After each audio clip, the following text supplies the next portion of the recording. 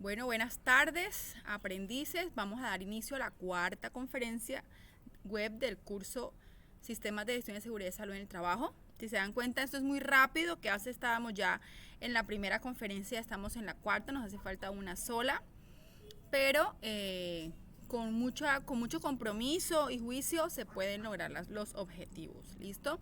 Les voy a compartir pantalla.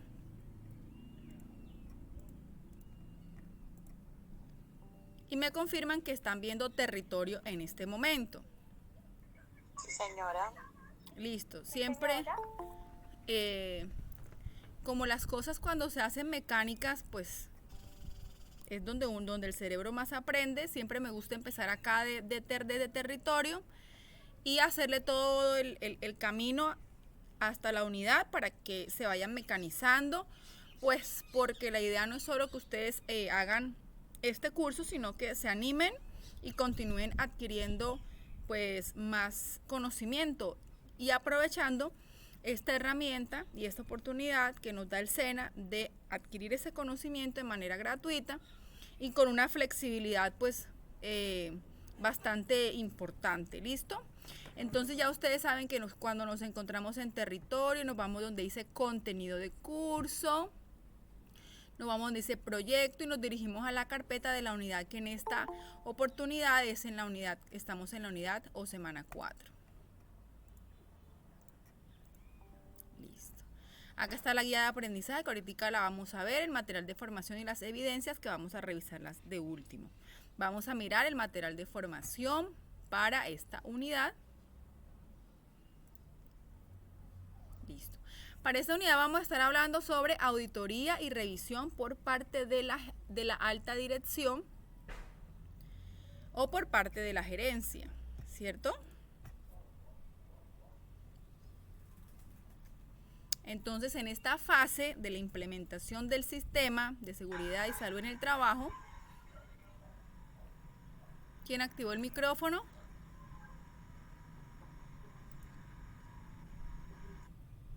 Gracias.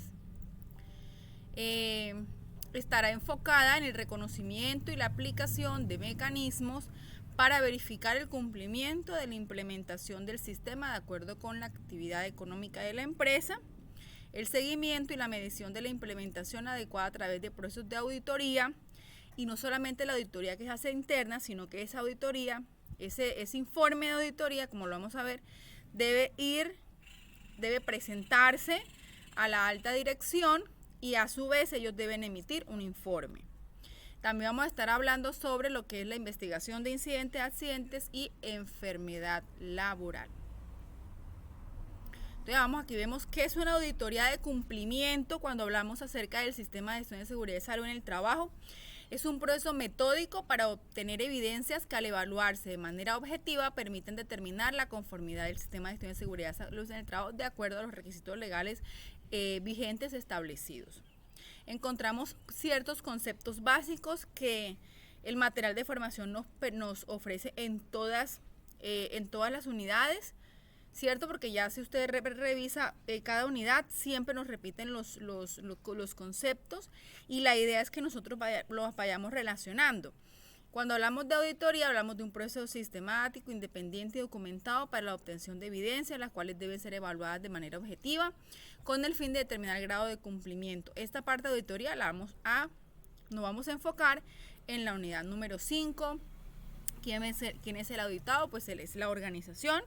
¿Quién es el auditor? Pues una persona que sea competente, que tenga conocimiento. Aquí encontramos lo que son las no conformidades, que la vamos a mirar un poco más a fondo en la unidad número 5. El proceso de auditoría debe abarcar cumplimiento de políticas, resultado de indicadores, todos los ítems que usted encuentra en la resolución 0312. Aquí hay un ejemplo del procedimiento de cumplimiento de una auditoría. Si usted dice, bueno, yo voy a hacer una auditoría o van a hacer una auditoría, pero ¿qué debe contener la auditoría? Objetivos, alcances, definiciones y los aspectos que van a ser verificados. La forma más, digamos, directa para hacer la auditoría es con la resolución 013, como les dije. De pronto, si usted dice, yo quiero saber en qué está fallando mi empresa, yo voy a tomar todos los ítems, así usted diga, pero es que mi empresa solamente tiene 10 trabajadores. Y la norma dice que solamente son 6, 7 ítems. Sí, pero haga el ejercicio completo si usted quiere, para que se vaya afianzando con los demás conceptos. Y hay cosas, por supuesto, que para su empresa no van a aplicar y usted lo va a ir dando. Pero una de las formas como usted puede hacer la auditoría, y de hecho que se tiene que hacer, la evaluación inicial se hace con ese 0312. Entonces, ¿qué miramos? Revisamos que haya cumplimiento de políticas, de objetivos, que se haya hecho la evaluación inicial, porque pues esa la solicita el decreto único reglamentario, es decir, hay que cumplir con la normatividad, que haya un plan anual de trabajo, que estén asignadas las responsabilidades, todo lo que nosotros hemos hablado hasta esta unidad. Y lo que debe contener el informe de auditoría. Por la parte de revisión por la alta gerencia o por la alta dirección, tiene como objetivo primordial inspeccionar la gestión que se ha realizado dentro de la organización para cumplir con el sistema de gestión de seguridad y salud en el trabajo, teniendo en cuenta que el empleador es la persona más interesada en que el sistema de gestión se ejecute dentro de la empresa. Y esta debe incluir pues lo que ya vimos allá arriba. La revisión por parte de la alta dirección debe permitir inspeccionar estrategias implementadas, revisar el cumplimiento del plan anual de trabajo, que si todo lo que se hizo en la planeación, en todo el ciclo PHBA, en todo el ciclo DEMI se está ejecutando. Eso es lo que ellos van a revisar, teniendo en cuenta la auditoría interna que ya realizaron. Y aquí hay un ejemplo de procedimiento para realizar la revisión por parte de la alta dirección.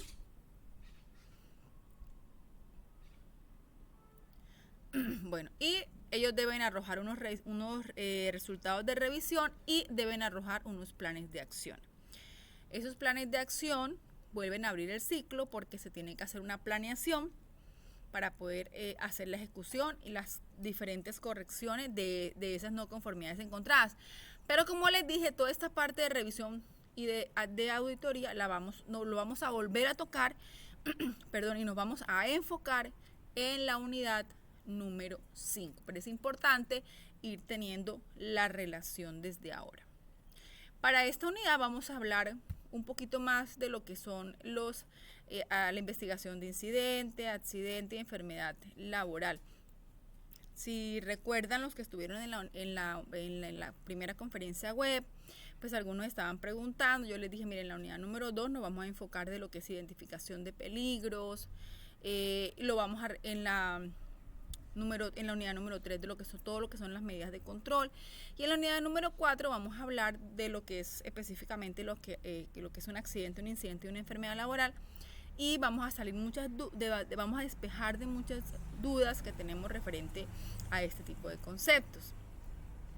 Entonces dice, este tipo de investigación permite precisar acciones tendientes a mejorar las condiciones de seguridad y salud en el trabajo, del trabajador, el empleador y los visitantes, ya que los incidentes, accidentes, enfermedad laboral pueden ser consecuencia de las falencias de la implementación del sistema de gestión de seguridad y salud en el trabajo. Por supuesto que sí, porque los accidentes no se consideran que son casualidades, o sea, no ocurrió un evento porque ese día le tocaba, ese era el día de él.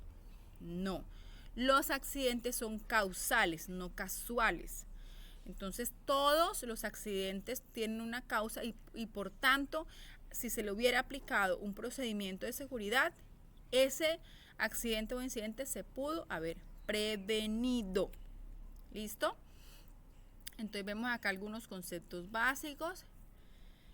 Las OSHA 18000 definen incidente como un suceso o sucesos relacionados con el trabajo en el cual ocurre o podría haber ocurrido un daño o deterioro a la salud sin tener en cuenta la gravedad o una fatalidad.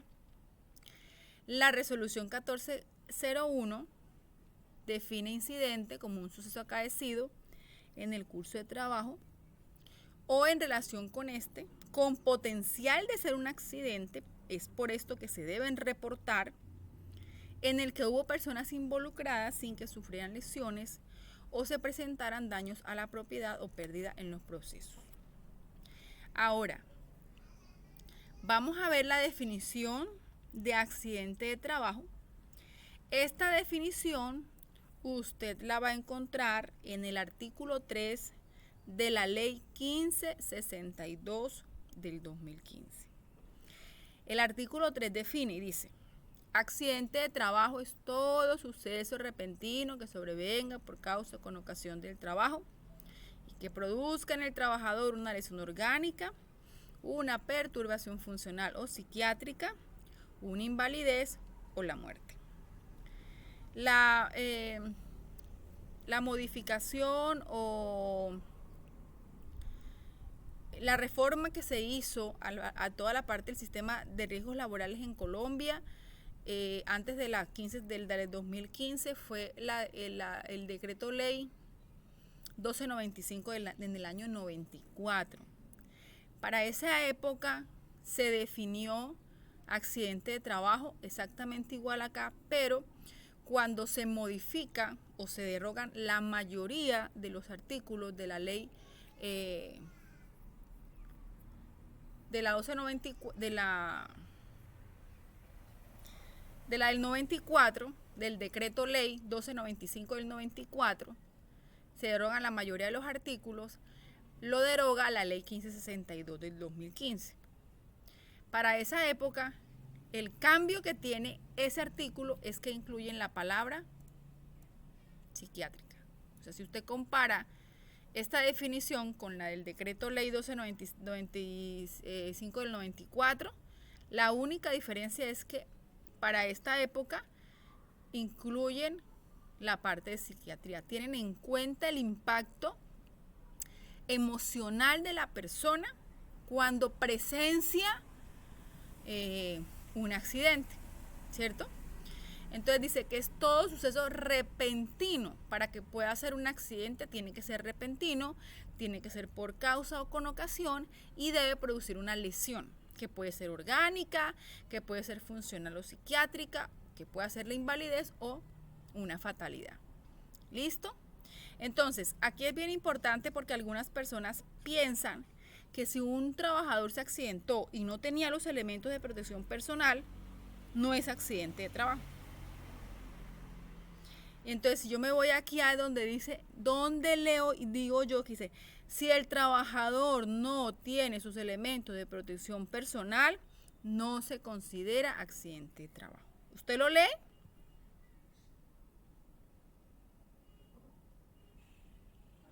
No lo alcanza a leer, ¿cierto? Porque no está. Porque independientemente de si usted tenía los elementos de protección o no tenía los elementos de protección, fue repentino, fue por causa o con ocasión y produjo una lesión. Cuando hablamos de la parte psiquiátrica, el trabajador, están dos trabajadores en alturas y cae uno, yo no puedo reportar el accidente, así sea que el que cayó de la altura se fracturó o fue fatal el accidente. Yo no puedo reportar solamente ese, porque el que quedó allá arriba, yo tengo que reportarlo como una perturbación psiquiátrica. A ese, entonces yo tendría que reportarle a la ARL 2 accidentes de trabajo. Uno que produjo la lesión, no sé, orgánica, y el que quedó arriba, que tuvo una perturbación psiquiátrica. Yo tengo que reportarlos a los dos, porque ese trabajador no va a llegar al día siguiente de Larín Larán a subirse a hacer la misma actividad con la misma confianza cuando él vio lo que le pasó a su compañero. Eso le va a generar miedo, le va a generar angustia, le va a generar ansiedad, y no va a permitir que él realice su actividad como la venía haciendo, y también se me va a convertir en un potencial accidente de trabajo a futuro. ¿Listo? ¿Qué más les quería comentar? Bueno, los accidentes de trabajo, los accidentes cuando son de origen laboral, los paga, quien cubre todo es la ARL, Administradora de Riesgos Laborales, y cuando los accidentes son de origen común, los paga la EPS, la Entidad Promotora de Salud. pero a los dos los atiende la IPS. Ahí está claro, o hay alguna pregunta. Según lo que está conformado en la ley 100.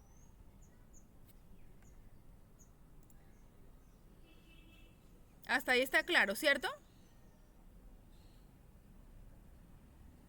Sí, señora. Listo.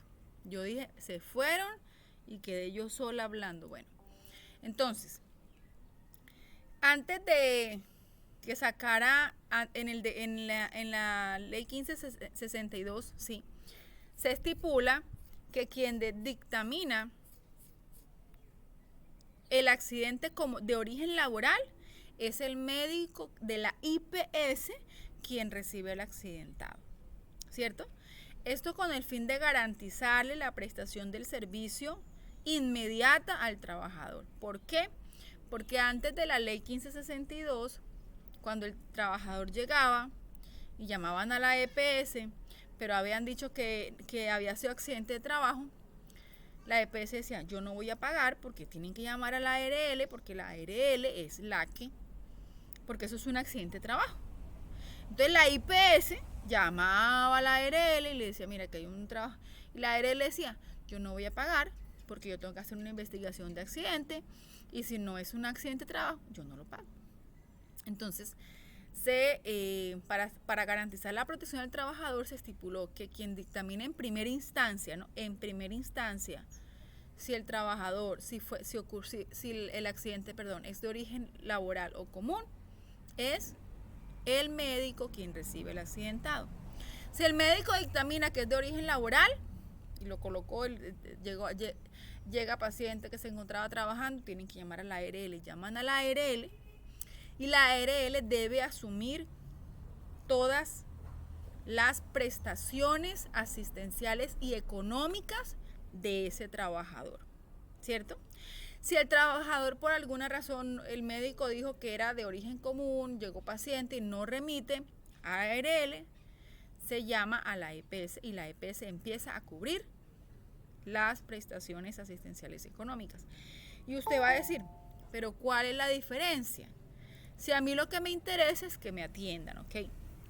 Cuando esas prestaciones las cubre la administradora de riesgos laborales, la administradora de riesgos laborales paga la incapacidad a partir del primer día, paga la incapacidad al 100% y la ARL no tiene POS, el famoso POS, Plan Obligatorio de Salud, en donde que es un listado de medicamentos, especialistas y procedimientos que se está permitido que la EPS paga. Lo que no esté ahí, sencillamente la IPS se lo va a cobrar a particular al accidentado, porque dice, mire, la EPS esto no lo paga, eso no sé si han escuchado, esto no lo cubre la EPS, porque no, sencillamente no se encuentra dentro de ese POS. Pero la ARL no tiene POS. La EPS paga la incapacidad a partir del tercer día, la paga al 69, póngale el 70% y tiene POS. Entonces se dan cuenta que hay una diferencia. Al no tener POS, la IPS va a tener una mejor atención con ese trabajador, no va a medir gastos y la ARL no debe tener POS porque a ellos les interesa, ¿cierto?, que el trabajador se recupere en el menor tiempo posible con la mejor calidad para que se reincorpore a su actividad laboral de la mejor manera y siga cumpliendo con su funcionabilidad. ¿Listo? Entonces miren que si hay una diferencia. Si lo que yo sufrí fue un accidente laboral, por supuesto que tienen que llamar para que se entienda la IPS. ¿Con quién? Con administradores de riesgos laborales. ¿Y qué pasa si el accidentado llega y dicen que es la ARL que tiene que pagar y resulta que investigan el accidente y no era accidente de trabajo? Bueno, que la ARL dice, yo llama a la EPS, pero ya eso es interno entre ellas, entre las entidades. La ARL le dice, mira, yo tengo un trabajador fulanito de tal que es pertenece a su entidad, Y yo he estado cubriendo los gastos, yo me he gastado con él durante estos 7, 15, 20, 2, 3 meses. Bueno, no, porque la investigación demora casi como 15 días. Entonces, durante estos 15 días yo he estado cubriendo los gastos. Pensábamos que era un accidente de trabajo y determinamos que no era un accidente de trabajo, no era de origen laboral. Entonces, yo me he gastado con ese trabajador tanto. Entonces la EPS le hace el desembolso a la ARL y lo mismo al revés. Si empezó la EPS, pero después el trabajador dijo, mire, lo mío fue un accidente de trabajo, entonces la EPS, la ARL le paga a la EPS el desembolso de lo que se ha gastado con ese trabajador durante ese tiempo. Otra cosa es que la investigación de accidentes de trabajo no se realiza con el fin específico de determinar si fue un accidente de trabajo o no fue un accidente de trabajo, como muchos piensan. Dice, no, vamos a hacer para ver si fue un accidente de trabajo. De que fue un accidente, fue un accidente. Aquí se tiene que determinar si fue de origen laboral o común para saber quién va a pagar, si ARL o EPS. Pero en sí, el objetivo principal de hacer la investigación de accidente es que ese accidente no se vuelva a repetir. Ese básicamente es el objetivo principal. Entonces, la secretaria está en su horario de trabajo, son las 9 de la mañana, y la secretaria vio un mango delicioso y se subió a bajar el mango a las 9 de la mañana. Ella trabaja de 8 a 12 y de 2 a 6. Que estaba ahí dentro de la empresa y bajando el mango se cayó y se fracturó. ¿Eso es un accidente de trabajo o no es un accidente de trabajo? No es accidente de trabajo. No es. ¿O sí es? No es. ¿Por qué no es? No, porque no dio las funciones, porque no están las labores de ella. Porque no es la labor de ella. Exacto, porque no hace parte de sus funciones, fue algo que ella fue imprudente en hacer una actividad diferente a su parte laboral. Porque no fue ni por causa ni por ocasión del trabajo, muy bien. ¿Cierto? Ella no la contrataron. Entonces, en ese caso es un accidente ¿qué? Común. ¿Y quién paga? La EPS. La EPS. ¿En qué casos paga el empleador? Cuando el empleador no tiene afiliado a su trabajador a la administradora de riesgos laborales. Dice, si es un accidente de trabajo, ¿verdad? El empleador debe asumir todos los gastos, todas las prestaciones, tanto asistenciales como económicas de ese trabajador. Es decir, no lo tiene por qué pagar la EPS, no lo tiene que pagar ARL porque no está afiliado a ninguna. Debe asumirlo el mismo empleador, pagarle la incapacidad, indemnizarlo si hay que indemnizarlo, y pagar todas las cuentas médicas, etcétera, etcétera. ¿Listo? Entonces queda claro el tema de cuándo es un accidente de trabajo y cuándo no es un accidente de trabajo. Sobre todo el tema de los EPP es muy recurrente porque dice, es que no fue un accidente porque él no tenía los elementos de protección personal. A ver, ¿fue repentino? Sí. ¿Estaba trabajando? ¿Estaba haciendo las actividades para lo cual fue contratado? Sí. ¿Produjo una lesión? Sí. Es accidente. Tenga los elementos o no tenga los elementos. Posteriormente, en la investigación de accidente, ese trabajador puede incurrir ya en demandas o en sanciones por no portar, pero ya eso es otra cosa.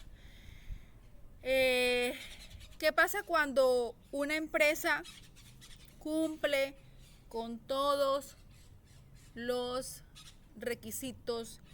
Tiene su sistema de gestión, tiene a sus trabajadores afiliados, realiza todos los procedimientos de seguridad, les entrega la dotación efectiva a los trabajadores, los capacita, los trabajadores conocen de peligros, saben identificarlos y clasificarlos, mejor dicho, tienen todo al día y ocurre un accidente, la empresa se exime de demanda por parte del trabajador, de una demanda por responsabilidad civil, porque es la responsabilidad del trabajador, del empleador, perdón, la seguridad de ese trabajador.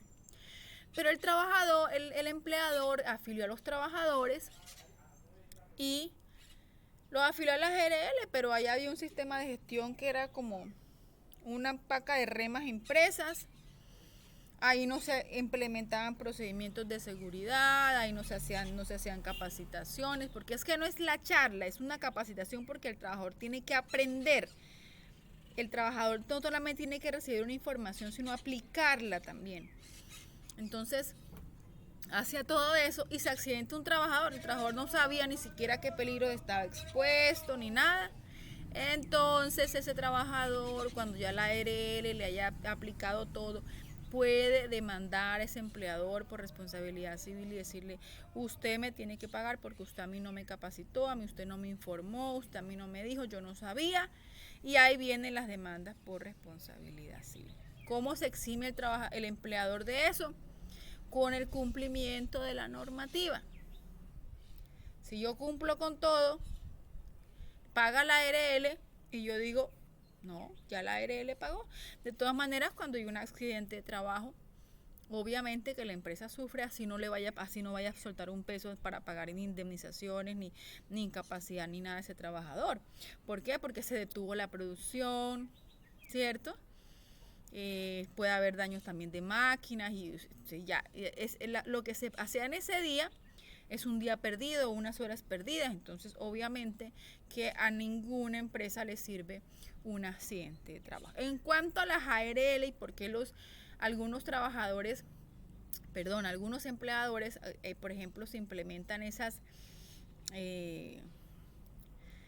metodologías, por decirlo así, de accidente cero y bonificaciones a los que no reporten accidentes, y eso es lo que efectivamente los trabajadores hacen, no los reportan, pero sí los tienen y no los reportan. Entonces, ¿por qué luego ustedes dirían, pero cuál es el interés o la preocupación que tiene la empresa con relación a la accidentabilidad si cumple con absolutamente todo? ¿Cuál es? Sencillo. El empleador debe pagarle un monto de cotización a la ARL, que eso está en base a la nómina. O sea, ellos sacan cuánto es la nómina que usted paga. No, yo pago 10 millones de pesos de nómina. Bueno, en base a esa nómina no se le descuenta al empleador, a menos que, o sea, al trabajador. El trabajador no se le va a descontar ARL, no se le tiene por qué descontar. Pero en base a esa nómina hay una tabla de porcentajes dependiendo también de la actividad económica. Ya eso está clasificado. Entonces está desde el riesgo 1 hasta el riesgo 5 o máximo. Entonces, dependiendo de la clasificación, ellos tienen unos porcentajes. Creo que antes estaba en el 0.34, hace poco vi la tabla, estaba como en el 0.64 paga del total de la nómina. Ese porcentaje lo va a pagar. Todas las empresas empiezan pagando poquito, un porcentaje poquito, o sea, el mínimo. Pero a medida que la empresa presente mucha accidentabilidad, por eso es un trabajo articulado entre ARL y la empresa. La ARL le da herramientas y le dice: mire, podemos hacer esto, podemos hacer lo otro. ¿Para qué? Para que pueda controlar el número de accidentabilidad. Pero si la empresa presenta mucha accidentabilidad, ¿qué hace la ARL? Le sube el monto de cotización. Dentro de cada nivel tiene 3 montos de cotización y ellos empiezan pagando el mínimo. Entonces ya obviamente el empleador no va a querer pagar más. Y para no pagar más debe cumplir su sistema de gestión dentro de la empresa con la prevención de los accidentes de trabajo. Pero es muy importante que el trabajador sepa cuándo es un accidente de trabajo y cuándo no es un accidente de trabajo. Otra cosa, a ver si no se me olvida, bueno, cuando los trabajadores están realizando jornadas recreacionales organizadas por la empresa y ocurre un accidente, se considera accidente de trabajo.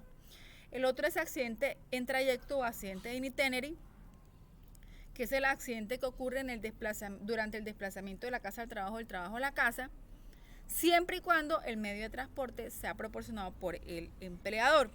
Si el trabajador iba en su vehículo propio, o venía, no se considera accidente de trabajo. Si al trabajador le dan auxilio de transporte y se accidenta, tampoco se considera accidente de trabajo. ¿Listo? No sé si se me escapa algo, pero si tienen preguntas, los escucho.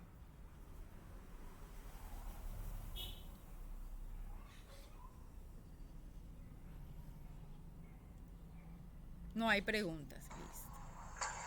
Tutora, si el empleador recibe subsidio de trabajo, de transporte, no es accidente de transporte, no es accidente. No, señora. Bueno, gracias. Ok. ¿Alguien más?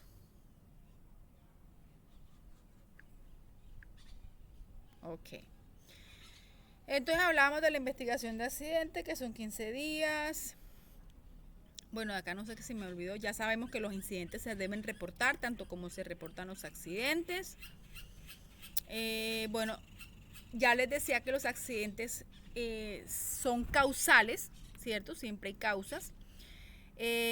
Vamos a estudiar acerca de unas causas básicas y unas causas inmediatas. Dentro de las causas básicas son causas reales que se manifiestan detrás de los síntomas, razones por las cuales ocurren los actos y condiciones subestándar, o sea, las causas inmediatas. Dentro de esas causas básicas encontramos factores personales que tienen que ver con la capacidad del trabajador, destrezas, aptitudes, y los factores de trabajo que tienen que ver con la gestión de la empresa, mantenimientos, equipos, calidad del material, evaluación de medidas de control, etc. Y dentro de las causas inmediatas encontramos que son circunstancias que se presentan justamente antes del contacto. Por lo general son observables o se hacen sentir. Se clasifican en actos subestándar o actos inseguros. Esta era la palabra que usábamos antes, inseguros. Ahora estamos utilizando subestándar, actos subestándar y condiciones subestándar.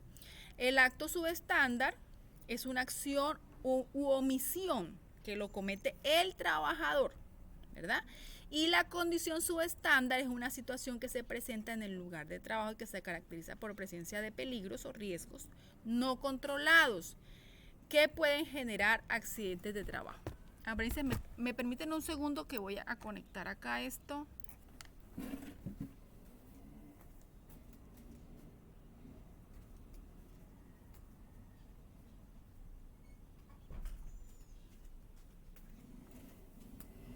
Listo.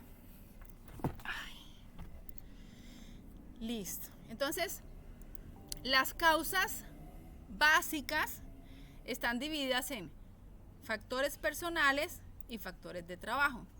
Y las causas inmediatas están divididas en actos subestándar y condiciones subestándar. Hago énfasis porque en base a esto vamos a elaborar la actividad número 4. ¿Listo? Aquí está lo que es accidente grave, que eso se los invito a que ustedes los lean, está muy fácil de entender. Aquí están las obligaciones en la investigación de incidentes y de accidentes y enfermedad laboral.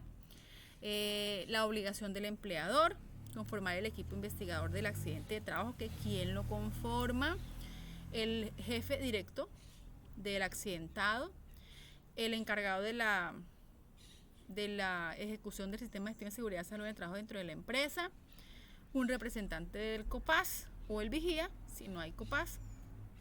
Y cuando son accidentes graves o mortales, se solicita el apoyo de alguien de la ARL. Ya hablábamos de que se hace dentro de los 15 días siguientes a la ocurrencia, etc. Y las ARL, por supuesto, deben proporcionar asesoría si la empresa no sabe. Eso todo está dentro del portafolio de servicios que la ARL le ofrece al empleador antes de hacer la afiliación. Los procedimientos para la investigación de los incidentes y accidentes que están dentro del artículo 62 del decreto 1295. Este artículo no está derogado, pero la mayoría de los artículos de este decreto ya están derogados. La conformación del equipo investigador, que ya les hablé un poco, recolección de evidencias. Aquí hablamos, aquí están los quién es el accidentado, dónde ocurrió el accidente, y hay unas metodologías para la investigación de ese accidente. Aquí les explican cómo se hace la toma de todas las evidencias circunstanciales, los diferentes métodos para la investigación de los accidentes, el árbol de causas, el método de análisis de la cadena causal, el método de síntoma, causa, remedio y acción, el diagrama de Ishikawa, etcétera. Ya esos, y que por supuesto se tiene que hacer una elaboración de un informe final para determinar qué fue lo que pasó y cuáles son las medidas que se van a implementar. Y hablamos un poquitico de enfermedad laboral. Les dice que es la contraída como resultado de la exposición a factores de riesgos propios a la actividad laboral o del medio en el que el trabajador se ha visto obligado a trabajar. O sea, que tiene que ser también por causa o con ocasión. Este es el artículo 4 de la ley 1562 del 2012. Yo diciendo que del 2015. Bueno, y ya habíamos visto que la definición de accidente de trabajo está en el artículo 3 y en el artículo 4 encontramos esta definición. En Colombia, en el decreto 1477 del 2014 expide la tabla de enfermedades laborales.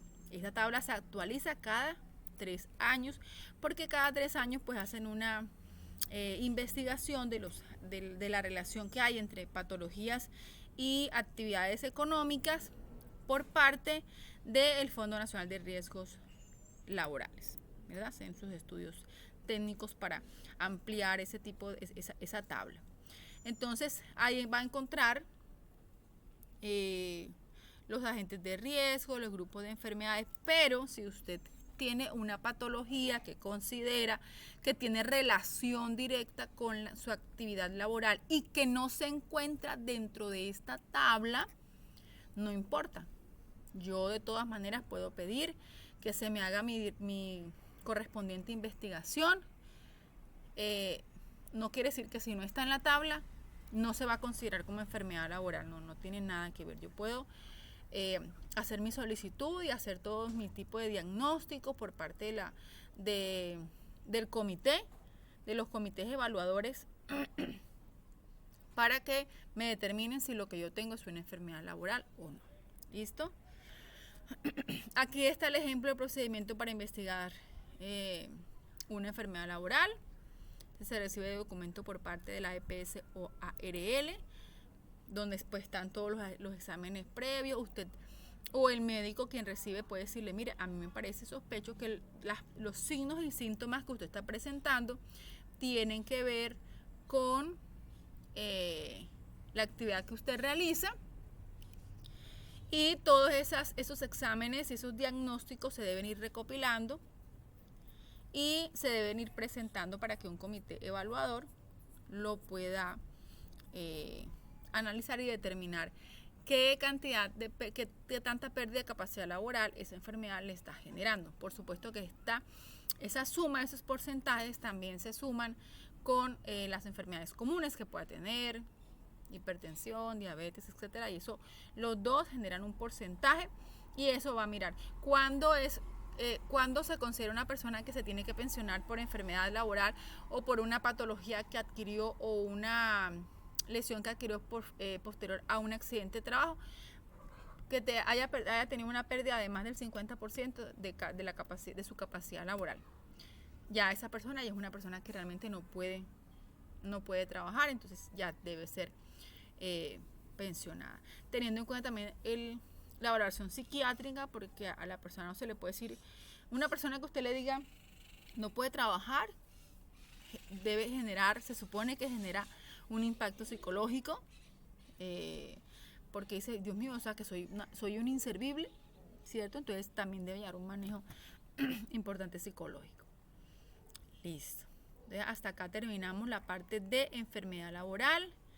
El material es muy sencillo, las palabras son de muy fácil comprensión. Entonces vamos a mirar ahora si tienen preguntas. Yo tengo una pregunta, qué pena, buenas tardes. Buenas tardes. Mira, lo que pasa es que, bueno, a una funcionaria para hacerle el ingreso a la empresa, dentro del examen de ingreso, la empresa que le hizo pues toda la prueba dice que es necesario que ella use medias de compresión porque está empezando a sufrir como venas y problemas vasculares. Te pregunto una cosa, ¿eso entra a hacer un EPP o esas medias debe comprárselas ella para desempeñar sus funciones o se las tiene que proporcionar la empresa? No, Gracias. eso es un elemento que debe tenerlo ella. Esa es la sugerencia que le da el médico, porque también depende de la evaluación del cargo, que se vaya, de la actividad que va a hacer. ¿Qué actividad va a realizar? Supongo que algo administrativo. Ella, no, la empresa es un hotel y ella está para el cargo de camarería y cocina. No, ella debe suministrarse sus medias. El médico le debe evaluar y como no es de origen laboral, ella debe suministrarse sus medias. Ustedes deben suministrar y verificar la parte del calzado, que sea un calzado que, por ejemplo, no pese tanto, que sea antideslizante, que no le vaya de pronto a complicar un poco su situación de varice. Pero ya eso es, porque el médico que le hacen los exámenes de ingreso no solamente va enfocado va enfocado al mantenimiento de su salud, de la salud general del trabajador. Entonces él, al identificarle las venas varices, le hace la sugerencia que ella debe utilizar sus medias para que controle. Adicional, me imagino que le habrá dicho que tiene que asistir al vascular para que le revise y le mande más controles y todo el cuento, se lo tuvo que haber sugerido. Pero ya las medias del control y ese control, ya eso debe asumirlo el mismo trabajador. Muchísimas gracias. Ok. ¿Alguien más?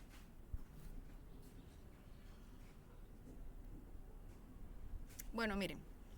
Miremos acá. Esta es la guía de aprendizaje, como ya ustedes ya la conocen, viene con su presentación e introducción y al final vamos a encontrar las 4 actividades que vamos a realizar para esta unidad. La primera actividad es una actividad interactiva, un juego que está relacionado con las causas básicas y las causas inmediatas. La segunda actividad es una actividad de conocimiento, un cuestionario sobre el material que acabamos de repasar ahorita. La tercera evidencia es una evidencia de producto, que es un reporte escrito de un accidente de trabajo, un incidente y una enfermedad laboral. El aprendiz debe presentar un documento que contenga el reporte de un accidente de trabajo, un incidente y una enfermedad laboral generada en el sector económico al que pertenece a la empresa donde labora. Vamos a mirar acá en evidencias.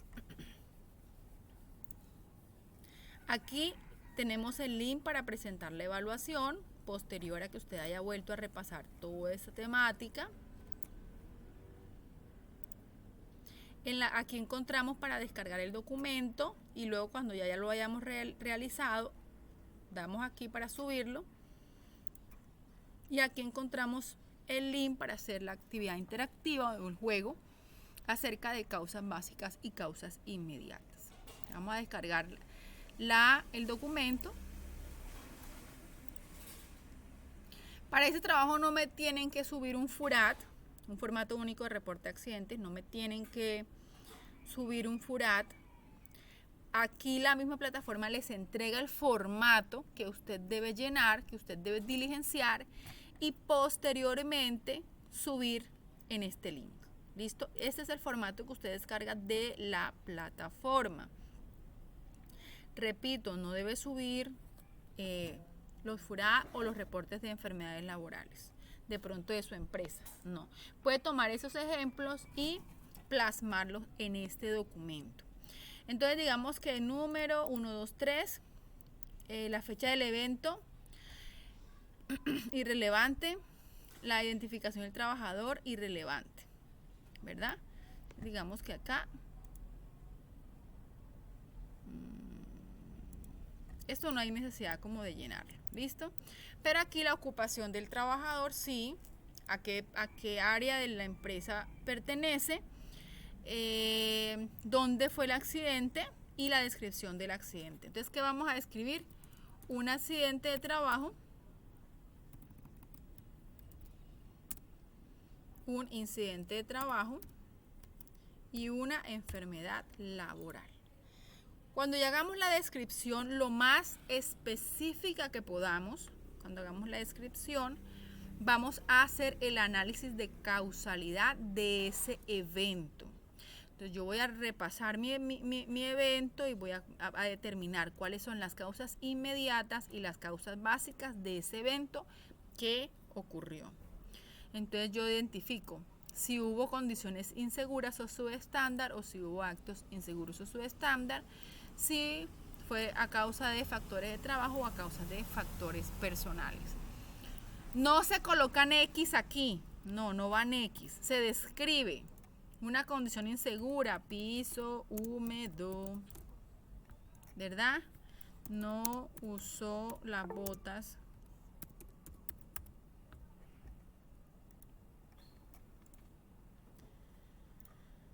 a veces que alguien había escrito.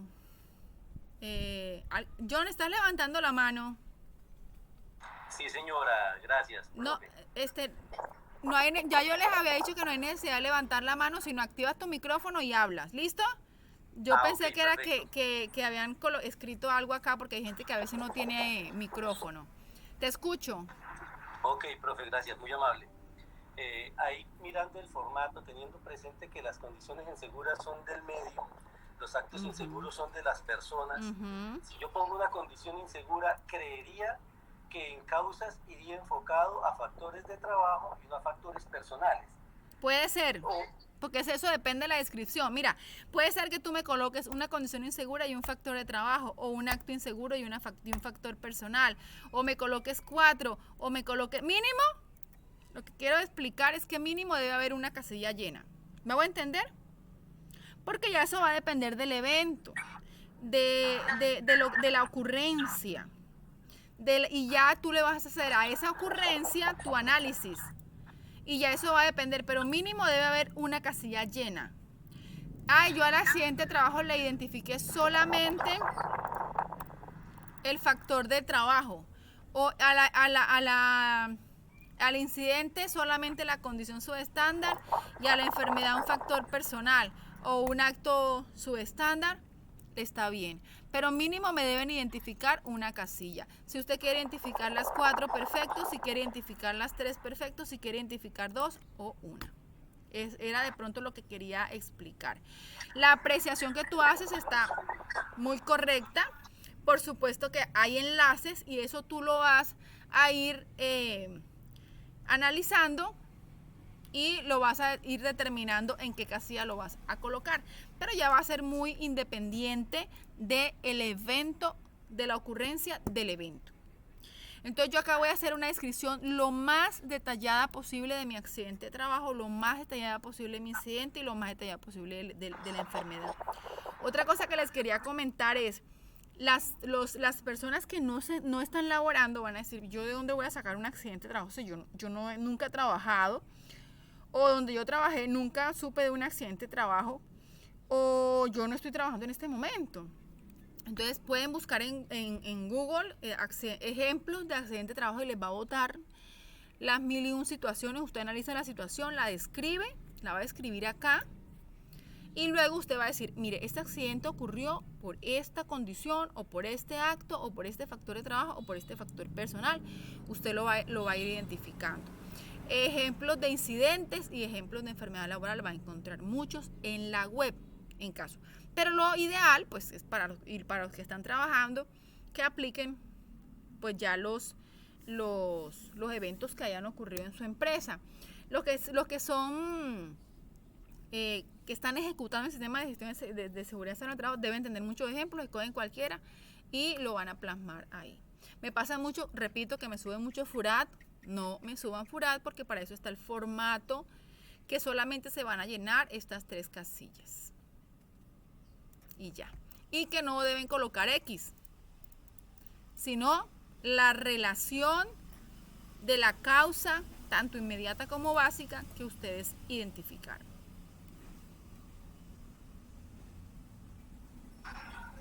Diana, yo tengo una pregunta. Sí, te escucho. Bueno, digamos, están los implementos adecuados, se les proporciona. Digamos, estoy hablando en el caso del hotel donde yo trabajo. Están los implementos, los zapatos, los implementos, el piso antideslizante, la señalización. Hubo una caída.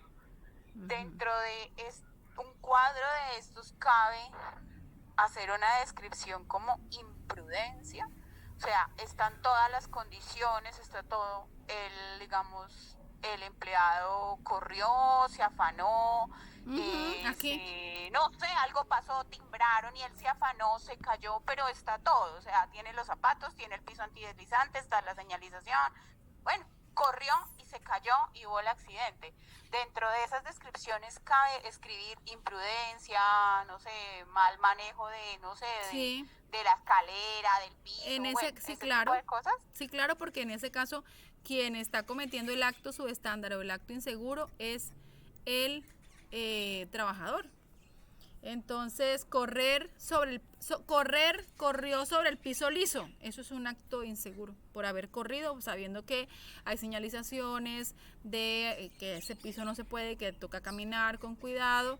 Entonces, el hecho de que él haya corrido en el piso liso o en el piso húmedo, eso se considera un acto subestándar o acto inseguro. De hecho, las empresas deben contar con un formato que se llama así: formato de reporte de actos y condiciones subestándar. Y el mismo trabajador debe estar capacitado para que diga, hágame un favor, permítame un formato de reporte de actos y condiciones subestándar, y él se siente y lo llena y se lo entrega. Tome, allá encontré una pared que está en el área tal, y ahí ya le coloqué en el reporte, le especifiqué en dónde, que está agrietada. Ya usted sabe que ese trabajador le acaba de identificar una condición insegura. Que ellos reporten actos inseguros de sus compañeros, pues es un poco complejo. Sería ideal, porque eso me va a permitir tener mayor control y mayor prevención de accidentes de trabajo. Pero eso casi no ocurre, ¿cierto? Porque siempre entonces relacionan a esa persona como el animalito verde, y eso no... esa persona no va a querer quedar de esa forma. Pero entonces, pero a ellos sí se les debe capacitar sobre estas causas, sobre eso, de que ellos deben hacer el reporte cuando ellos identifiquen un peligro para poderlo controlar. Por eso también se reportan, repito, los incidentes de trabajo. Entonces, claro que ella salió corriendo sobre el piso húmedo. Por supuesto que eso se considera como un acto inseguro. Ahora, no quiere decir que porque ella corrió, ahora no es un accidente. Es un accidente. Es que, pero si ella fue la que corrió, pero ¿fue repentino? Sí. ¿Fue por causa con ocasión? Sí, porque ella fue a abrir la puerta porque llegó un cliente. Y se generó una lesión, sí, claro, se fracturó. Es un accidente de trabajo, donde sea. Cuando vamos a hacer la investigación, identificamos las causas, decimos, es que ella corrió. Entonces, ahí en esa área hay que colocar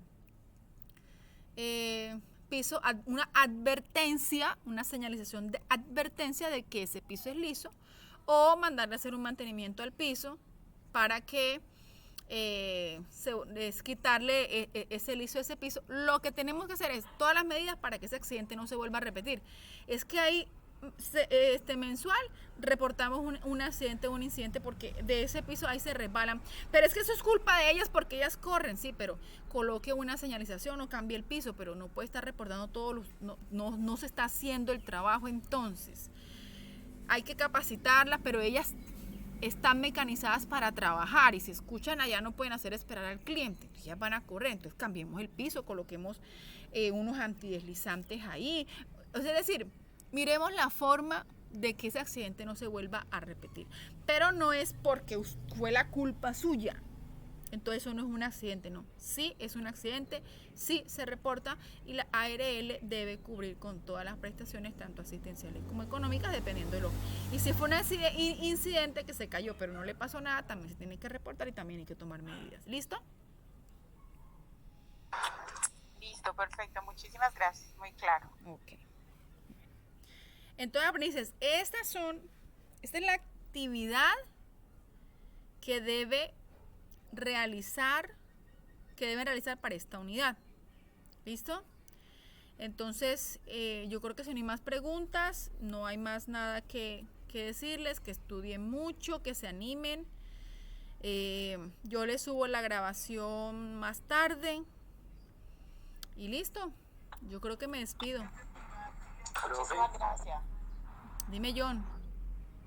Pues con relación a la acotación que acabas de hacer de los reportes que se hacen, muchas personas lo ven como el que es la persona que echa el agua a los demás y no está visto con buenos ojos.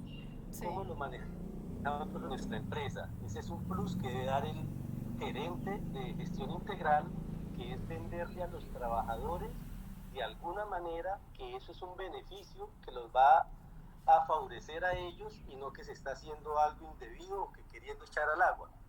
Nosotros manejamos unas tarjetas que se llama control de actos y condiciones inseguras, que es una tarjeta CASI. Cuando nosotros tenemos la estadística de cierta cantidad de CASIs es porque va a ocurrir un accidente. Cuando uno le dice a los muchachos, mira, si reportamos esas CASIs y lo hacemos juiciosos, seguramente cuando reportemos 40 vamos a evitar que pueda llegar a suceder algún accidente y los beneficiados van a ser a ustedes. Entonces, es enfocarlo al beneficio que eso le va a prestar a ellos y no permitir que tengan el concepto de que es el sapo o que es la persona que va a estar echando al agua a los demás, porque realmente no es la dinámica de tener estas tarjetas, ¿no? Sí, claro. No, y es un trabajo muy duro de sensibilización, de hacer entender que de pronto lo que yo no pude entender lo entendió mi compañero y lo está reportando para protegerme a mí. Exactamente. Entonces, pero es un trabajo muy, muy difícil de sensibilización y de la aplicación de la batería psicosocial, bien complejo dentro de la empresa. Pero es muy bonito cuando se logra, porque se tiene un dominio casi de al 100 de la estadística de accidentabilidad, incidentes y de ausentismo, bastante importante dentro de las empresas. Así es, John, gracias. Bueno, entonces, ¿alguien más tiene algún aporte? Bueno, listo, aprendices. Yo me despido de ustedes agradeciéndoles por haberme acompañado en esta cuarta conferencia. Espero pues que se degusten ese material de formación que les está ofreciendo la plataforma y nos encontramos de nuevo para la quinta y última conferencia. Ya saben que estoy con ustedes conectadas a través del foro de dudas, correo electrónico y sobre todo a través del grupo de WhatsApp. Entonces me despido de ustedes deseándole la mejor semana, segura y llena de éxitos. Nos estamos escribiendo. Que estén bien, chao. Gracias, profe. Una feliz tarde para todos. Gracias.